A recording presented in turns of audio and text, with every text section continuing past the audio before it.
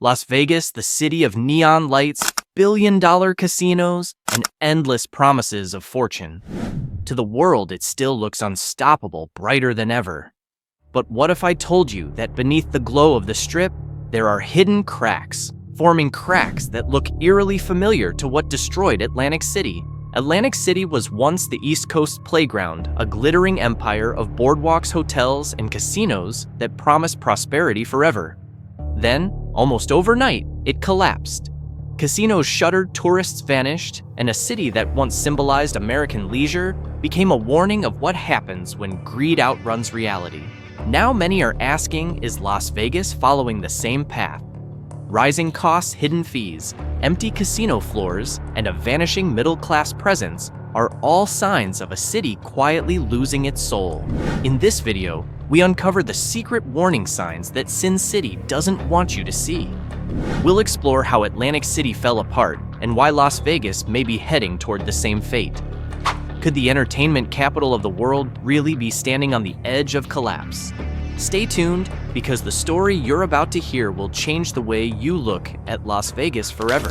To understand why Las Vegas may be heading toward the same fate as Atlantic City, we first need to step back and revisit what happened on the East Coast. Atlantic City was once marketed as the crown jewel of American leisure. In the 1970s and 80s, it exploded with glitzy casinos, luxury hotels, and boardwalk attractions that promised endless growth.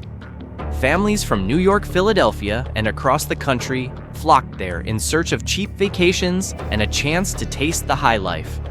For a while, it worked. Atlantic City became a national sensation. But underneath the glamour, the foundation was fragile. The local economy relied almost entirely on gambling revenue. As competition grew from neighboring states, Atlantic City doubled down on casinos, ignoring the warning signs. By the 1990s, cracks began to appear. Crime rates climbed, poverty deepened, and tourists stopped coming. Casinos that once printed money were suddenly bleeding cash. Whole neighborhoods collapsed under debt, and the boardwalk, once the symbol of fun and freedom, turned into a symbol of urban decay. Today, Atlantic City is a cautionary tale. It went from being the East Coast's entertainment capital to a struggling city marked by abandoned buildings, closed casinos, and a reputation it never recovered from. And here's where the story becomes alarming. Many of the same patterns that doomed Atlantic City are now appearing in Las Vegas. Rising costs, corporate greed over dependence on a single industry, and the slow disappearance of the middle-class visitor. Las Vegas is bigger, flashier, and more famous than Atlantic City ever was. But history has a way of repeating itself, especially when the same mistakes are made. If Atlantic City could fall, is it really unthinkable that Las Vegas might one day face the same collapse? Atlantic City was once the crown jewel of the East Coast. In the early 20th century, it was known for its wide beaches, grand hotels, and the iconic boardwalk that stretched along the Atlantic Ocean. Families flocked there every summer, seeing it as a place where the ordinary American could enjoy a taste of luxury. When gambling was legalized in the 1970s, the city believed it had struck gold. Resorts International opened its doors in 1978, and soon casinos popped up one after another, promising endless jobs, booming tourism, and prosperity that would last forever. For a while, it seemed unstoppable. The boardwalk glittered with neon lights, casinos were filled with eager players, and the city became a national obsession. Headlines called it the East Coast's answer to Las Vegas. Politicians, business leaders, and local residents all believed Atlantic City had finally found its ticket to a brighter future. Visitors poured in from New York, Philadelphia, and beyond, chasing not only the thrill of gambling, but also the promise of cheap entertainment. But beneath the glitter, there were already cracks forming. The city's economy quickly became tied to one single industry: gambling. Other sectors, from small businesses to manufacturing, were neglected. The city began to rely so heavily on casino money that it ignored the need to diversify. Atlantic City looked strong, but its future was being built on a fragile foundation, one that could not withstand competition or economic downturns. What seemed like a golden era was in reality the beginning of a dangerous dependence. As the 1980s unfolded, Atlantic City looked like it was entering a golden age. Towering casino resorts rose higher each year, filling the skyline with neon and glass. By the mid-'80s, more than a dozen casinos were operating, and the city's reputation as the Las Vegas of the East Coast seemed cemented. Investors poured money into new projects, and local leaders spoke with pride about how gambling revenue would rebuild schools, fix roads, and bring lasting prosperity. To many, Atlantic City was proof that gambling could revive a struggling city. But prosperity came at a cost. The city placed nearly all its bets on casinos, ignoring the dangers of relying on one single industry. Jobs outside the casino world began to dry up. Small businesses struggled to survive, and local neighborhoods saw little benefit from the billions flowing through the gaming floors. While tourists packed the boardwalk, poverty deepened just a few blocks away. Residents who didn't work in casinos often felt excluded from the city's so-called revival. At the same time, cracks were appearing in the market itself. As more casinos opened, competition within Atlantic City became fierce, eating into profits. The novelty of legalized gambling began to fade, and repeat visitors spent less each trip. By the end of the decade, crime was rising, unemployment remained high in many neighborhoods, and the promises of a balanced, thriving city looked more like illusions than reality. What seemed like unstoppable growth was already planting the seeds of decline. By the early 1990s, the shine of Atlantic City had already begun to fade. What was once celebrated as a booming resort town now showed troubling signs of decay.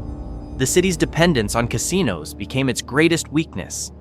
As gambling expanded in neighboring states like Connecticut, Pennsylvania, and Delaware, Atlantic City lost its monopoly on East Coast gaming. Tourists who once traveled hours to the boardwalk suddenly had casinos much closer to home. Visitor numbers began to fall, and with them, revenues plunged. The consequences rippled quickly through the city. Casinos that had been built with promises of endless profit started struggling to pay their debts. Some cut jobs while others reduced wages, squeezing workers who relied on those paychecks. Outside the strip of glowing casinos, neighborhoods grew poorer, unemployment rose, and crime became a defining feature of the city. What had been billed as an engine of prosperity had become a fragile bubble ready to burst. Meanwhile, the boardwalk itself, once the pride of Atlantic City, turned into a symbol of decline. Buildings stood half-empty, shops closed their doors, and tourists who did arrive often complained of feeling unsafe. The dream that gambling would lift all boats had turned into a nightmare of failed promises. By the late 1990s, Atlantic City was no longer the glamorous destination it had once been. Instead, it was a cautionary tale, a city that placed all its hopes on casinos, only to be undone when the tide of fortune shifted. And the story was far from over. The worst was still to come. By the 2000s, Atlantic City was on life support. Casino closures became headlines, and the once bustling boardwalk grew eerily quiet. Major resorts that had promised thousands of jobs shut their doors, leaving empty shells of neon-lit ruins. Families who had worked in the industry for decades were suddenly without income, and the city government, which had grown dependent on casino taxes, spiraled into debt. The economic collapse was brutal. Poverty rates climbed, unemployment soared, and entire neighborhoods became ghostly reminders of the city's failed gamble on gambling. Once grand hotels fell into disrepair, some demolished, others abandoned. The dream of Atlantic City as the East Coast's shining entertainment capital was over. What remained was a hollow shell, a cautionary story etched into its skyline. But perhaps the most striking part of Atlantic City's fall is how quickly it happened. In less than 2 decades, the city went from promise and prosperity to collapse and despair. That speed of decline is what makes it such a chilling warning for Las Vegas. For while the Strip today still glitters with billion-dollar resorts and record-setting profits, many of the same dangerous patterns, overdependence on casinos, the fading middle-class tourist, and the grip of corporate greed, are beginning to echo on the desert horizon. Atlantic City's downfall proved that no city, no matter how bright its lights, is immune to failure. And if history does repeat itself, then Las Vegas may be standing closer to the edge than anyone is willing to admit. On the surface, Las Vegas looks unstoppable. The Strip dazzles with billion-dollar resorts, world-class entertainment, and record-breaking tourism numbers that city leaders proudly announce each year. New hotels keep rising, and mega events like the Formula One Grand Prix and the Super Bowl are brought in to showcase Vegas as more than just a gambling destination. To the casual visitor, Sin City seems stronger than ever, immune to the fate that destroyed Atlantic City. But beneath the neon glow, troubling signs are emerging. The same patterns that once crippled Atlantic City are beginning to appear in Las Vegas. The city has become dangerously dependent on a single model tourism and gambling. While it has tried to expand into conventions and sports, the backbone of the economy remains the casinos, hotels, and entertainment complexes lining the Strip. This reliance makes Las Vegas vulnerable to shifts in travel habits, economic downturns, or even global disruptions like the pandemic. At the same time, the very experience that made Vegas famous is fading for ordinary Americans. Hidden fees, skyrocketing hotel costs, and expensive dining have transformed what was once a cheap getaway into a costly gamble before anyone even steps onto a casino floor. The promise of Vegas for everyone is vanishing, and in its place stands a city that increasingly feels designed only for the wealthy high rollers and corporate elites. This glittering mirage may look invincible, but history reminds us that the brighter the lights, the darker the shadows they hide. And just like Atlantic City, the cracks are already there for those who choose to look closely. Las Vegas has always prided itself on being the entertainment capital of the world. But that pride hides a dangerous truth. The city still depends almost entirely on one industry. Strip away the flashing lights, the concerts, the conventions, and the sports franchises, and at the heart of it all lies the casino floor. Gambling revenue continues to dominate the city's economy, and nearly every other attraction feeds back into that same system. Hotels exist to keep gamblers in town, shows exist to lure them to the Strip, and even the new sports arenas are wrapped in casino sponsorships and partnerships. This kind of dependence is exactly what doomed Atlantic City. When the gambling boom slowed and other states opened their own casinos, Atlantic City had no backup plan. Its economy collapsed because it had no other identity. Las Vegas today risks making the same mistake. Yes, it has added sports teams and convention business, but those industries are still tightly tied to tourism and entertainment. If the flow of visitors slows even slightly, the ripple effect can devastate every layer of the economy. The pandemic already gave a glimpse of this vulnerability. In 2020, when travel came to a halt, Las Vegas nearly went dark. Casinos closed, thousands of workers were laid off, and the Strip looked like a ghost town. Though the city has rebounded, the crisis revealed just how fragile the system really is. Like Atlantic City, before it, Las Vegas is balancing its future on a single bet, and if that bet fails, the fall could be just as swift and brutal. In the early days, Las Vegas thrived on a simple promise: cheap rooms, affordable buffets, and endless fun that anyone could enjoy. Casinos didn't need to squeeze every dollar out of visitors because the real profits came from the tables and slot machines. The city was built on the idea that if you came to Vegas, you'd get a deal rooms for $20, buffets for $5, and free parking everywhere. That's what made the middle class fall in love with the Strip. But in today's Vegas, that promise is gone.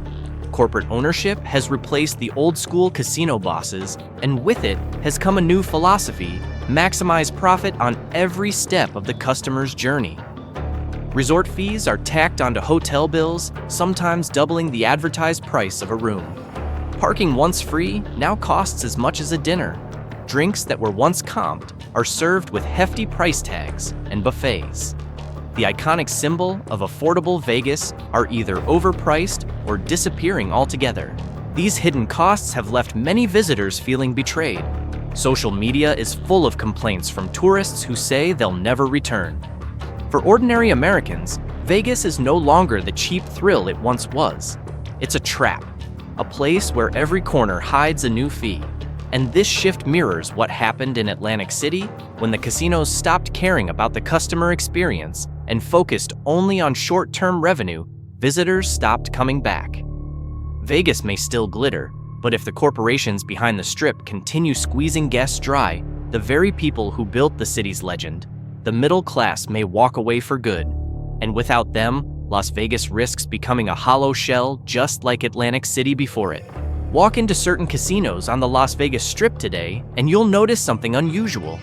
The lights still flash, the music still plays, but many of the slot machines sit empty. Table games that once buzzed with excitement now stand half deserted.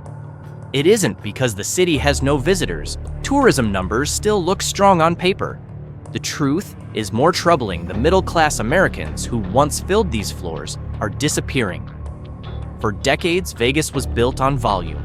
Families drove in from California for cheap weekends. Retirees flew in for midweek slots, and young adults came for affordable parties. That steady stream of ordinary visitors was the lifeblood of the casinos. But today, the rising costs and relentless fees have pushed many of them away. A vacation in Vegas now costs as much or more than trips to other destinations. For the average worker or family, it no longer feels worth it. Casinos have tried to adapt by catering to high rollers VIPs and international whales. But this creates a dangerous imbalance. Instead of thousands of everyday players, they now rely on a smaller pool of wealthy guests. If those guests pull back, or if the global economy shifts, the Strip will feel the impact immediately. It's the same pattern Atlantic City once faced, ignoring the middle class until it was too late. Empty chairs in casinos may not look alarming to the casual eye, but they are a warning. Vegas without its middle-class heartbeat is like a stage without an audience. The show might go on, but the soul of the performance is already gone. Behind the dazzling resorts and booming tourism ads, everyday life in Las Vegas tells a very different story. For thousands of workers who keep the Strip alive, bartenders, hotel staff, casino dealers, cooks, the cost of living has surged beyond what many can afford. Housing, once relatively cheap in the desert city, has become a crushing burden. Rents have skyrocketed and home prices soared during the recent real estate boom, leaving many longtime residents priced out of their own neighborhoods. The irony is painful. While tourists spend thousands of dollars for a weekend of entertainment, the workers serving them often struggle to pay for a modest apartment. Some commute long distances from cheaper suburbs, spending hours on the road just to keep their jobs. Others live paycheck to paycheck, forced to choose between rent, groceries, and medical bills. The pandemic only made things worse, wiping out savings for many families and leaving scars that still haven't healed. This widening gap between the glamorous image of Vegas and the harsh reality for its residents mirrors the struggles Atlantic City once faced.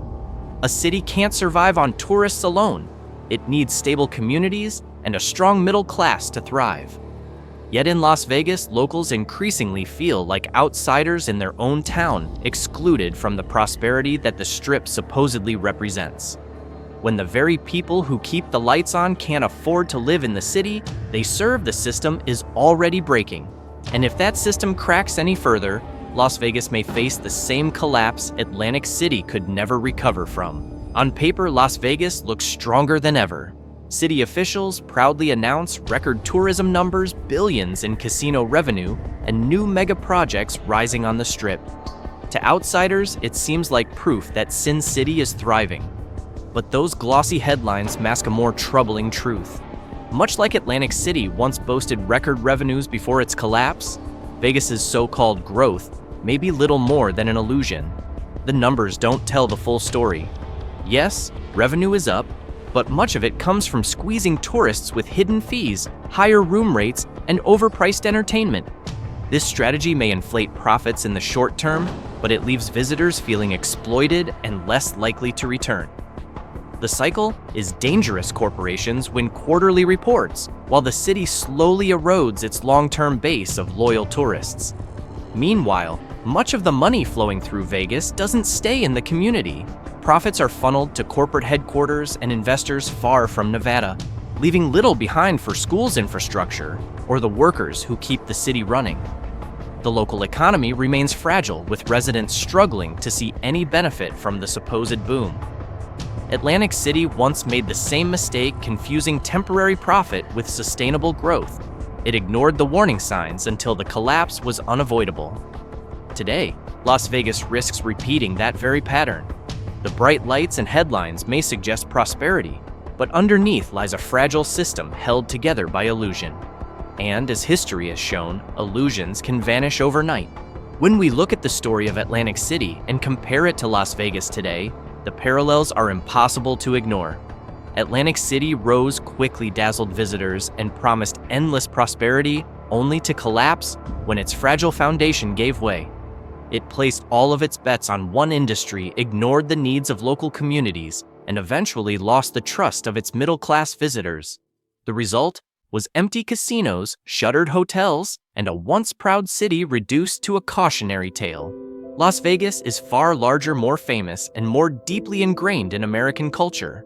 Unlike Atlantic City, it has tried to diversify with sports conventions and global entertainment. But at its core, it still suffers from the same weaknesses: over-reliance on casinos, corporate greed, squeezing visitors dry, vanishing affordability for ordinary Americans, and a growing disconnect between the wealth of the Strip and the struggles of its workers. The very people who built Las Vegas, the middle class, and the locals, are being priced out, and without them, the city loses its soul. The illusion of record profits and packed hotels hides the cracks that insiders already see. Visitors complain of hidden fees and rising costs. Workers talk about not being able to afford the homes they once lived in. And casinos quietly grapple with empty tables, even as headlines boast of growth. These are not signs of strength, they are warning signs, the same ones that Atlantic City ignored until it was too late. The question is not whether Las Vegas will collapse tomorrow. It is whether the city has the will to change course before history repeats itself. Can Vegas reinvent itself in a way that includes the middle class, supports its workers, and builds a future beyond gambling profits? Or will it double down on the very model that hollowed out Atlantic City, hoping the lights can shine forever? History tells us that even the brightest lights can go dark. Atlantic City once thought it was untouchable. Las Vegas believes the same today, but the secret signs are already here, and ignoring them could mean that Sin City's glittering future becomes nothing more than another broken promise in America's story of decline. Las Vegas has always sold the world an illusion. Neon lights, endless jackpots, and the idea that anyone could come here and live a piece of the American dream. But, as we've seen with Atlantic City, illusions don't last forever. When the cracks beneath the surface grow too wide, even the brightest lights eventually flicker out. The warning signs are already here, empty. Casino floors disappearing, middle-class visitors, workers struggling to survive, and corporations treating guests like numbers instead of people. Vegas can pretend it's immune, but Atlantic City once thought the same, and its collapse was swift and brutal. The question is no longer whether Las Vegas looks strong today. The question is whether it can survive tomorrow. Can Sin City reinvent itself before history repeats, or will it join Atlantic City as another broken dream in America's long list of forgotten places? The Strip still shines, but for how long behind the glow lies a fragile future? And if Vegas ignores the lessons of the past, then its fall may already be written.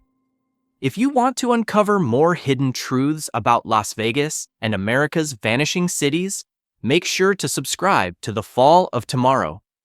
Share your thoughts in the comments. Do you believe Vegas can escape Atlantic City's fate, or is it already too late? Because the story of tomorrow is being written today, and Sin City may be running out of time.